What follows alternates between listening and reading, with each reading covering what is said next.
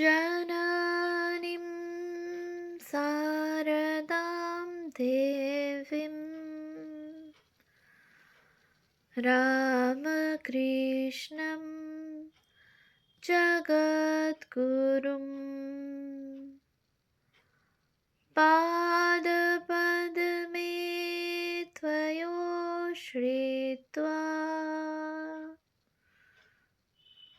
प्रणमामि মুহুর্মুহু।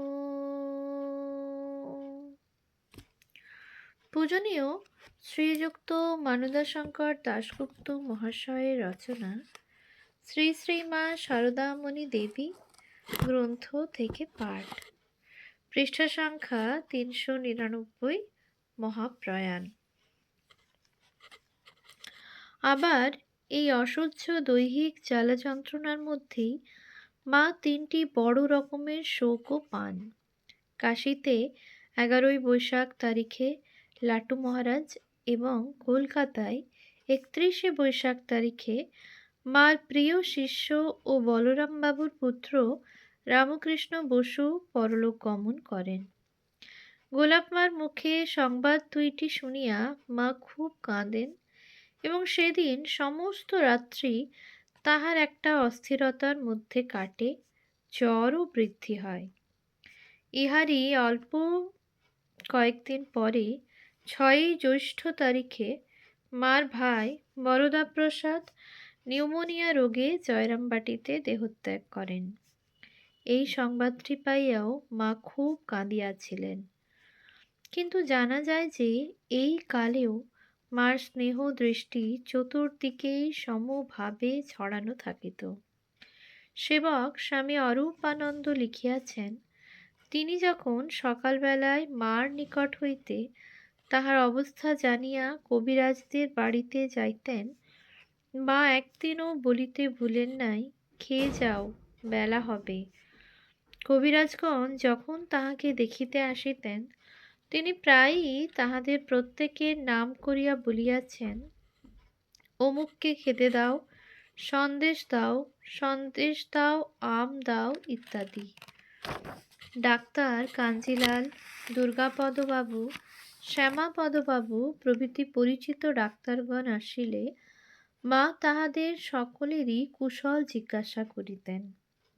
একদিন আরামবাগ হইতে 2টি ভক্ত প্রভাকরবাবু ও মনীন্দ্রবাবু আসিলে মা ক্ষীণ স্বরে থামিয়া থামিয়া তাহাদের জিজ্ঞাসা করেন, ভালো আছো বাবা? বাঁচব কি? দেশে জল হয়েছে কি? এখানে প্রসাদ পাবে তো? ইত্যাদি। রমণী নামে একটি স্ত্রী লোকের দ্বারা মনীন্দ্রবাবু ইতঃপূর্বে মার জন্য কচি তাল পাঠাইয়াছিলেন। তাহার কথায় মা বলেন, রমণী কখন এসেছিল জানি না, জ্বরে হুঁশ ছিল না, তাকে বলো সে যেন মনে দুঃখ না করে। এই শ্রেণীর আর একটি ঘটনা অক্ষয় চৈতন্য মহারাজের সংগৃহীত, সত্যই বিস্ময়কর। এই কালে একদিন বিনয়বালা নামে একটি পূর্ববঙ্গের শিষ্যা মার বাড়িতে যান। তখন সেখানে এমন কড়া পাহারা যে প্রবীণ ভক্তেরাও মার কাছে যাইতে পারিতেন না। কিন্তু বিনয়বালা যখন যান, তখন দৈবক্রমে কেহই পাহারায় নিযুক্ত ছিলেন না। তাই তিনি সোজা মার ঘরে চলিয়া যান। মা তাহাকে দেখিয়াই বলেন, মা এসেছ? বসো মা, বসো। এবার এমন অসুখ হয়েছে যে শরীর আর থাকে না।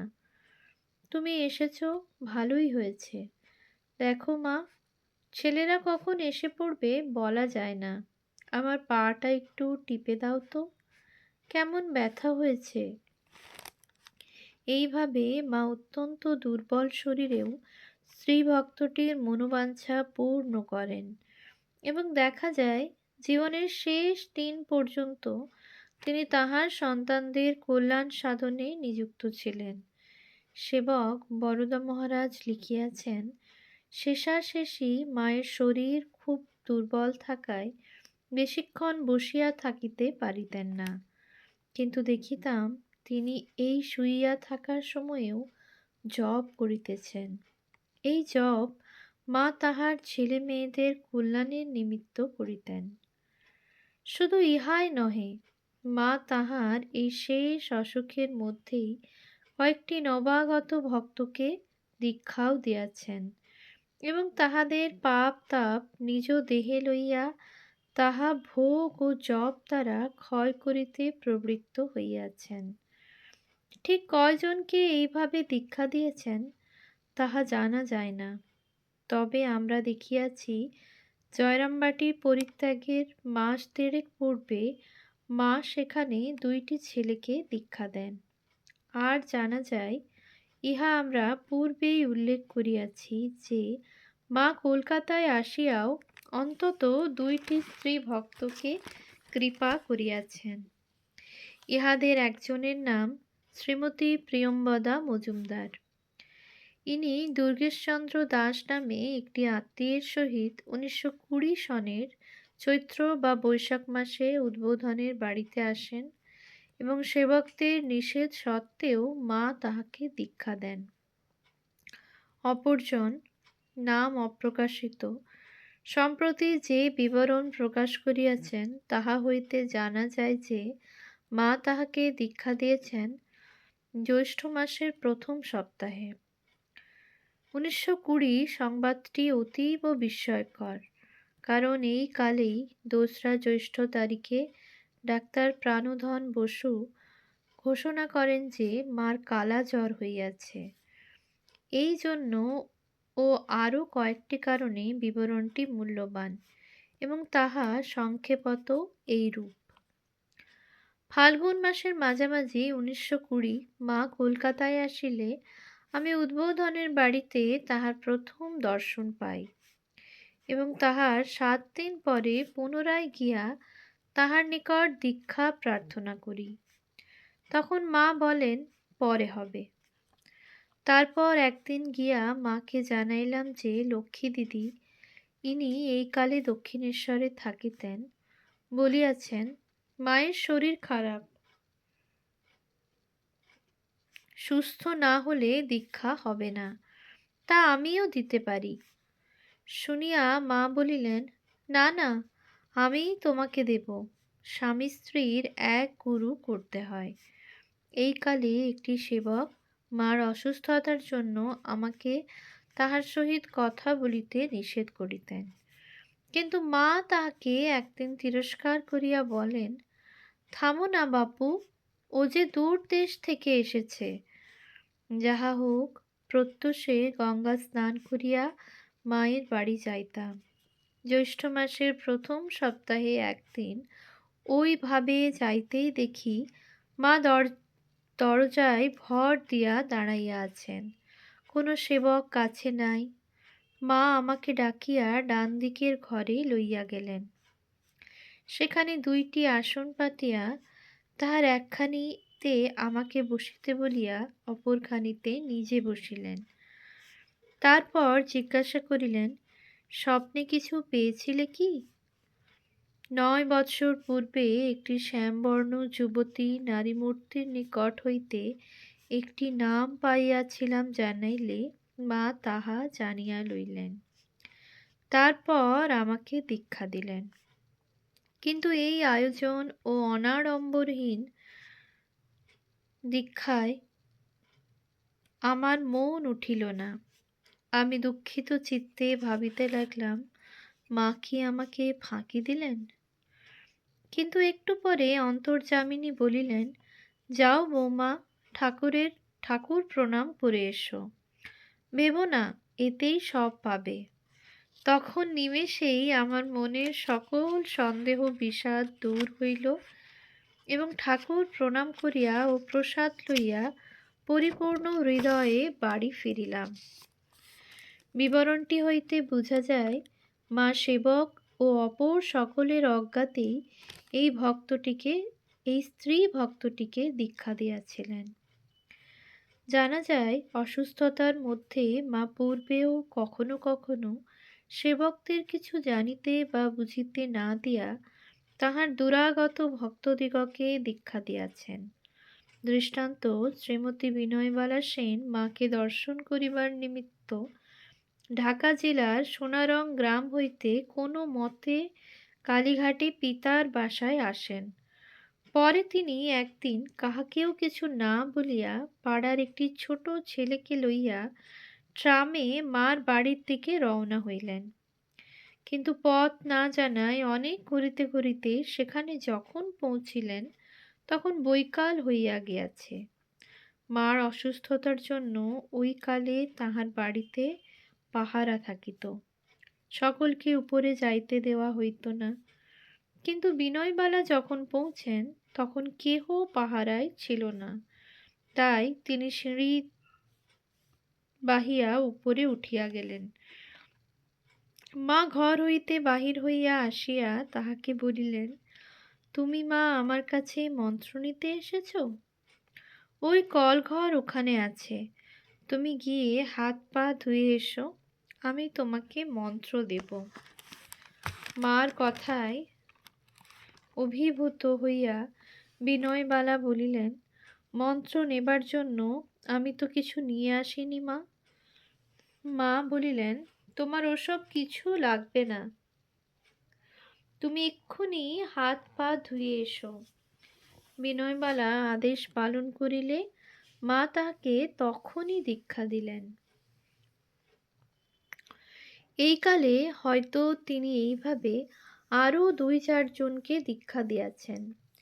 ইহা ছাড়া জানা যায় যে এই অসুখের মধ্যে সময়ে সময়ে ভক্তদের কিছু কিছু দৌরাত্ম তাহাকে সহ্য করিতে হইয়াছে। একদিন একটি ভক্ত মাকে দর্শন করিতে আসিয়া তাহার একখানি পা টানিয়া বুকের উপর স্থাপন করেন। অত্যন্ত অসুস্থ শরীরে মা ইহার জন্য প্রস্তুত না থাকায় চমকিয়া বলিয়া উঠেন, ও কি গো? আর একদিন একটি অপরিচিত স্ত্রী ভক্ত ওইভাবে তাহার শ্রীপাদপদ্ম বুকে ধারণ করিয়া আর্তনাদ করিতে আরম্ভ করেন। এই সকল কারণে মার অসুখ বৃদ্ধির সঙ্গে সঙ্গে তাহাকে দর্শন করিবার ব্যবস্থারও নানা রদবদল করিতে হয় এবং পরিশেষে ব্যবস্থা হয় বাহির হইতে সকলেই দর্শন পাইবেন। যাহা হোক, এই অসুখের মধ্যে মার ভয়ানক অরুচি দেখা দেয়, কিছুই খাইতে পারিতেন না। তাহাকে অল্প 2টি ভাত দেওয়া হইত, তাহাও পুড়িয়া থাকিত। একদিন তাহার খাইবার সময় ডাক্তার কাঞ্জিলাল আসিয়া পড়েন এবং তাহার ভাতের পরিমাণ বেশি হইয়াছে মনে করিয়া উপস্থিত সেবিকাকে তিরস্কার করেন। ইহাতে মা পরে বলেন, কাঞ্জিলাল কেন আমার ভাত খাওয়া নিয়ে গোল করছে? আমি ভাত কি খেতে পারি তা তো সে জানে না। এই সময়ে সম্ভবত অরুচির জন্য কিছুই খাইতে পারিতেন না বলিয়া মা একদিন একটি বাটিতে মুড়ি ও ছোলা ভাজা লইয়া খাইতে বসিলেন। সংবাদ পাইয়া শরৎ মহারাজ তাহার সম্মুখে আসিয়া করজোড়ে বলিলেন, মা, আপনার নিকট ওই বাটিটি ভিক্ষা চায়। তাহাকে আসিতে দেখিয়া মা মুড়ির বাটিটি পিছনে রাখিয়া দিয়াছিলেন, কিন্তু শরৎ মহারাজ চাহিতেই তিনি উহা অম্লান বদনে তাহার হাতে তুলিয়া দিলেন।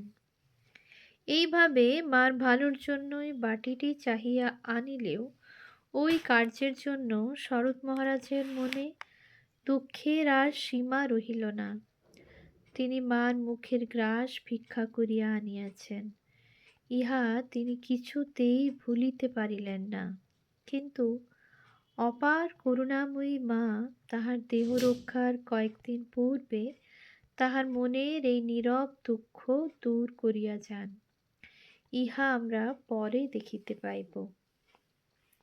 ক্রমে মার অসুখ আরও বাড়িলে ঘরের তক্তাপোষ সরাইয়া মেঝেতে বিছানা করিয়া দেওয়া হইল।